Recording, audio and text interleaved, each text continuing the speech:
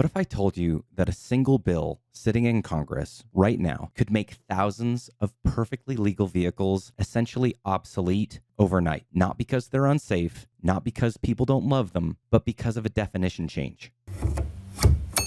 I'm talking about H.R. 3385, a federal bill that could fundamentally reshape how motorcycles are defined in the United States, and in the process, potentially wipe out the emerging autocycle market before it ever gets a chance to grow. If you own an autocycle like a Slingshot, a Vanderhall, a Morgan, a T-Rex, if you're thinking about buying one, or if you're just a fan of innovative vehicles, you need to hear this. But most importantly, you need to act, because there are real steps that we can take right now. First, let me break this down as simply as possible. H.R. 3385 directs the Department of Transportation to update the federal definition of a motorcycle. Sounds boring, right? But here's the critical part. The bill defines a motorcycle as a vehicle that has a seat or a saddle you sit astride, uses handlebars for steering, uses handlebar or foot controls, has no more than 3 wheels, and can exceed 30 miles per hour. Now here's the issue. Most autocycles, vehicles like the Slingshot style platform, have side-by-side seating, a steering wheel, and pedals, not handlebars, not a straddle seat, which means under this new federal definition, they're not motorcycles anymore. I know there's a lot of contention about what these things are actually called, but here's why the legal definition matters. Autocycles today often rely on motorcycle classification to exist legally in many states. Change the definition, and suddenly these vehicles could be forced into full automobile regulations, crash standards, and certification requirements that many manufacturers simply cannot meet overnight. And what this means for us is that autocycles could be pulled from sales. Dealers could be stuck with unsellable inventory. Owners could be caught in legal gray zones, vehicles they can't ride or sell. And most importantly, a young industry strangled before it matures. Let's be clear. The autocycle market is tiny compared to the traditional motorcycle industry, but it's also one of the most exciting segments in power sports. Autocycles attract new riders, older drivers who want stability, people who don't want a motorcycle license, and enthusiasts who love unique machines. It's innovation happening in real time. And historically, innovation is exactly what keeps industries alive, which makes the timing of this bill interesting, to say the least. Because at the same time this legislation appeared out of nowhere, one of the biggest legacy motorcycle brands in the world is facing a most serious challenge. Harley-Davidson is an American icon. No one can deny that. But the company is also facing some very real business problems. In 2025, revenue reportedly fell roughly 14%. The company posted a $361 million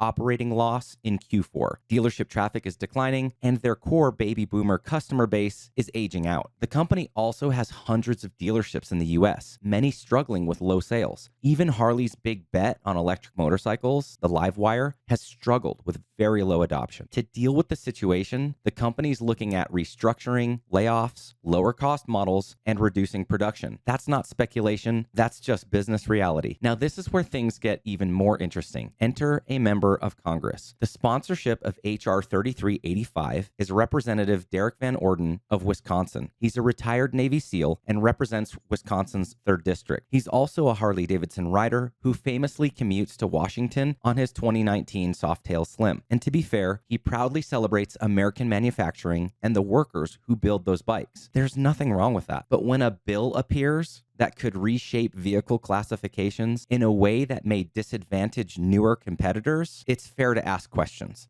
Not accusations, not conspiracy theories, just questions. Because public policy should always consider innovation and competition and not just protect legacy industries. So whether or not Harley-Davidson is up to something nefarious and now has some political power in their pocket, here's the important part, the part that matters the most. What can autocycle owners actually do? Because we do have the power and we can do quite a lot. The first thing that you should do is contact your representative. Not tomorrow, not next week, not when you see what happens with this bill. As soon as this video is over, contact your representative. Tell them that you are an autocycle owner or an autocycle supporter. Tell them that this bill could harm a growing American vehicle segment and that you want autocycles explicitly protected in federal definitions. And here's the truth. Phone calls matter more than emails. Phone calls carry more weight. So if you love these machines and you want to keep Autocycles on the road, take some time and make the call. Number 2, submit public comments. When DOT begins reviewing rule changes tied to this bill, public comments will matter. Industries often win these battles simply because the public never shows up. Guys, we have the power and we need to show up. Number 3, contact industry groups. Manufacturers and dealerships need to hear from customers. Encourage them to lobby Congress, request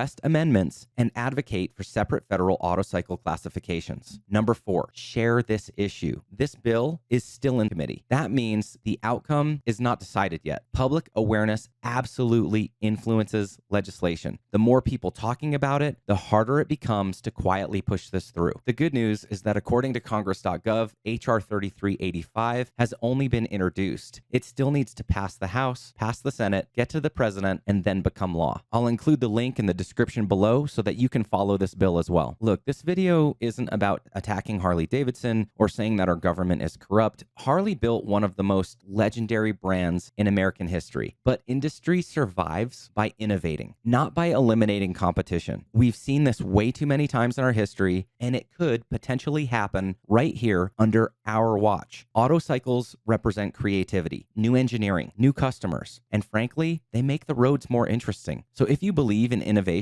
in the power sports world, now is the time to pay attention. Call your representatives, share this video, and make sure the people writing the rules understand something very simple. The future of motorcycling shouldn't be limited by the past. There may be some infighting among brand loyalists and people who think certain brands or certain vehicles are better than others, and that's fine. But one thing that we can all agree on is that as regulations grow, freedoms die. Join with me to help protect our freedom and keep these autocycles on the road. I hope you'll consider this action plan and take it very seriously. Make the quick phone call. I know a lot of people use the term community as a buzzword or to try to generate clicks, but we need to act as a community and take these action steps seriously, or these autocycles that we've all come to know and love will disappear.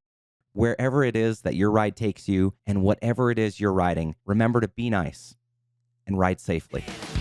See you on the next one.